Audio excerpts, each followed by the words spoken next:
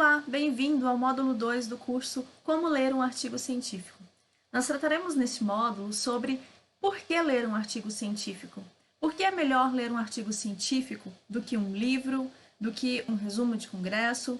Aposto que pelo menos uma vez você deve ter entregue um texto, um artigo ao seu orientador e ele pediu que você retirasse das referências e das citações qualquer resumo de congresso, qualquer resumo de evento ou de livro que tivesse nas referências. Hoje nós entenderemos rapidamente por que é mais desejável ler um artigo científico do que qualquer outro tipo de referência.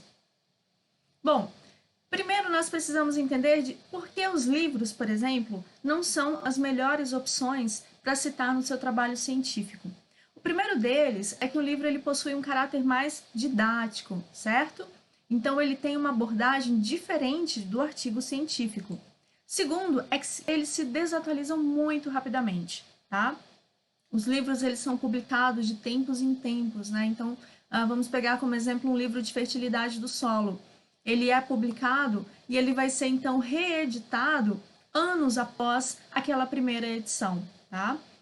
Eles são mais abrangentes. Se nós continuamos com o exemplo de livro de fertilidade do solo, nós teremos ali, dentro do livro de fertilidade, assuntos como transporte de nutrientes no solo, matéria orgânica do solo, dinâmica de cada um dos nutrientes no sistema solo-planta-atmosfera, certo? E os diversos métodos de avaliação da fertilidade do solo.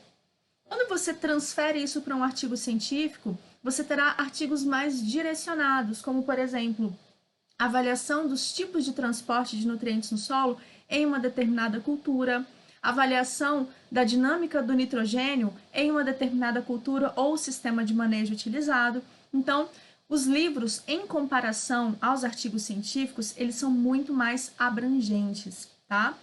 Então, eu não posso, de forma alguma, optar por um livro. Se o livro é tão inútil assim, por que eles existem?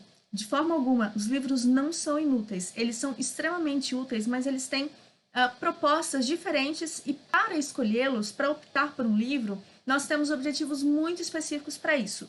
Eu vou citar aqui como exemplo algumas situações. A primeira delas é quando você está iniciando um novo tema. Então, suponhamos que você acabou de conversar com o seu orientador e é um tema que você não tem conhecimento, não tem liberdade para aprofundar ainda nesse assunto, certo? Então, você precisa começar da base, você precisa ter uma visão mais didática do assunto para depois se aprofundar nele. Então, aí é ideal, é indicado, na verdade, que você comece por um livro, quando você está iniciando um novo tema que ainda não tem conhecimento suficiente. Segundo, quando você simplesmente quer ler sobre um tema e você quer apenas ter uma visão mais abrangente desse assunto, você não quer se aprofundar. Um exemplo, você quer conhecer um pouco sobre microbiologia do solo, você não vai começar, por exemplo, lendo um artigo sobre fungos micorrízicos arbusculares, porque é um pontinho lá dentro do imenso mundo da microbiologia do solo. Então, você vai pegar um livro de microbiologia do solo para ter, então, essa visão mais abrangente desse assunto, certo? Então, por que eu devo preferir artigos científicos? Quais são os benefícios em detrimento das demais fontes de referência que os artigos científicos possuem? O primeiro deles é que você consegue, diferentemente de um livro, por exemplo, aprofundar no tema sobre o qual ele está discorrendo. Então, os artigos científicos, eles são muito específicos, tá? E é justamente por esse motivo também que não é ideal você começar a estudar um novo tema por um artigo científico, certo? Principalmente artigos de pesquisa. É possível também, por meio de um artigo científico, manter-se sempre atualizado sobre o tema de interesse. Por quê? Centenas de artigos científicos de um mesmo tema são publicados todos os dias. Então, você consegue ter aí diferentes tipos de visão, de tratamentos e tudo mais sobre um determinado tema a cada dia. Segundo, é que você possui uma clareza maior sobre as condições experimentais e obtenção dos dados. Por quê? Você pode observar que, principalmente os artigos de pesquisa, eles têm ali a opção de você olhar ponto a ponto como aquele processo, aquele experimento foi montado. Você consegue entender quais foram os tratamentos utilizados, por quanto tempo aquele tratamento foi implementado e, inclusive, ter acesso à estatística na qual aqueles dados foram submetidos. Outro ponto importante, extremamente importante, na verdade, é que todo artigo científico ele passa por um trâmite muito exigente antes da publicação. Então, esse trâmite ele pode variar conforme o journal, conforme o periódico científico ao qual ele será submetido, certo? E isso por que é importante conhecermos? Porque quando você está lendo um artigo, quanto mais exigente for essa tramitação de submissão e publicação do artigo, maior será a qualidade e a confiabilidade dos dados que você está lendo. Então, consequentemente, isso vai influenciar também no impacto que essa revista, que esse journal e, consequentemente, o artigo terá ali sobre a comunidade científica, certo? Então, é de extrema importância que você conheça esse trâmite. Então, eu vou colocar aqui para vocês um exemplo de um trâmite para publicação de um artigo.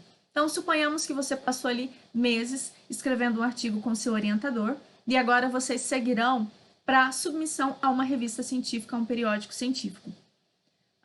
Qual é o caminho normal que esse artigo segue dentro da revista? Então, primeiramente, o autor ele vai definir essa revista, certo? E vai submeter essa revista. A partir do momento que essa revista recebe o artigo que você e o seu orientador submeteram, esse artigo ele segue para um escritório editorial, onde eles vão verificar ali se você seguiu as normas da revista, se as referências estão de acordo com as normas da revista e assim por diante. Após isso, o artigo segue para o editor-chefe. Esse editor ele vai avaliar se esse artigo está conforme o escopo, o objetivo geral da revista, se o seu artigo ele pode sim ser publicado. Vou dar um exemplo para vocês. Eu tenho um artigo sobre atividade microbiana do solo. Se eu submetê-lo a uma revista, por exemplo, sobre medicina, enfim, um exemplo bem chocante assim para vocês entenderem, é lógico que quando chegar no editor-chefe, ele vai recusar esse artigo, porque, olha, você está trabalhando com microbiologia do solo, a nossa revista trabalha com saúde humana, então está totalmente fora do escopo da revista, certo? E assim acontece também nas diferentes áreas. Por exemplo, eu estou trabalhando com física do solo, não tem nada a ver com microbiologia, mas eu submeto a uma revista que tem como escopo a microbiologia do solo, esse artigo ele vai ser rejeitado pelo editor-chefe por não atender ao escopo da revista, tá? E segue então para o editor associado. Essa é uma etapa que nem todas as revistas possuem, certo? E a partir disso, então, segue para os revisores. Geralmente ali varia de 2 a 3 revisores. Costuma ser uma revisão cega, ou seja, os pares, esses revisores, eles não sabem quem são os autores do artigo dos quais eles estão corrigindo, certo? E a partir disso, se esse artigo ele é rejeitado pelos revisores ou é aceito com correções, ele volta para as avaliações dos editores associado e chefe, passando novamente para o escritório editorial, caso precise fazer ali algum ajuste nas normas, e aí ele volta para o autor com a resposta da revista, certo? Se essa resposta ela for positiva, esse artigo é publicado. Se ela é negativa, esse artigo, então, ele é recebido pelo autor e, com certeza, direcionado para uma nova revista, tá? Vejam, pessoal, que é interessante nós observarmos essa questão de tramitação, até para entender qual revista você vai submeter um artigo que você tem em mãos, certo? Qual é a qualidade do periódico científico que você quer submeter. Então, provavelmente vocês já tenham ouvido falar sobre fator de impacto, né, o JCR, ou o Qualiscaps, que é uma classificação brasileira quanto ao impacto das revistas no mundo. Essa qualificação ela varia desde A1, A2, A3 e A4, B1 até B5 e C. Então, quanto mais próximo ali do A1, melhor, mais impactantes são os artigos publicados por essa revista, certo? Então, a partir disso aí, você consegue ter uma ideia de não só qual a qualidade da revista do artigo que você está lendo, como também a qualidade da revista que você vai publicar o seu artigo científico que está sendo escrito, certo? E aí você pensa o seguinte, e agora, quando ler um livro, quando ler um artigo científico? Como eu vou definir isso? Simplesmente pelo objetivo da leitura. Então, se o seu objetivo é apenas ter uma noção abrangente de um tema, opte por um livro. Se você quer montar uma aula, por exemplo, de graduação, opte por um livro.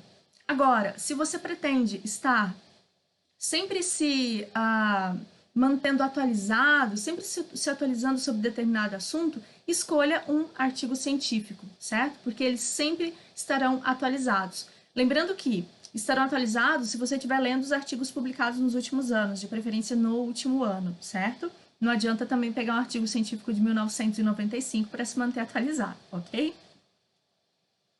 Bom, como atividade do participante, então, desse módulo, para vocês terem uma melhor noção, vocês vão acessar o link da atividade do participante, certo? Lá no questionário desse módulo e vão realizar uma atividade rápida em relação, então, a essa questão de submissão, passos de submissão e publicação de um artigo em dois níveis de revista científica. Uma revista científica de alta qualidade, que é uma A1, e uma revista de qualidade bem inferior, que é a revista de Qualis C, ok? Então, pessoal, aguardo vocês no próximo módulo. Obrigada e até mais!